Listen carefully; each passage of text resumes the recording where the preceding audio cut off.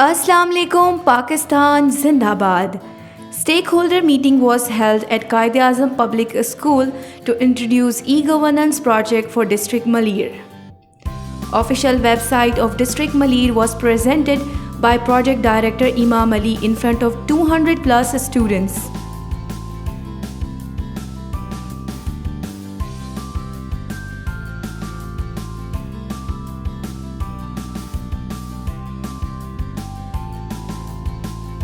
Lots of appreciation were gotten by the student through their feedback at the end.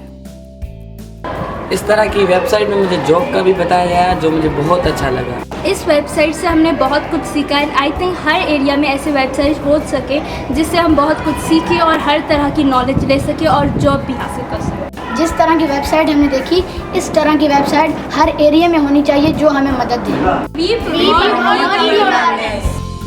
We promote e-governance in Sindh.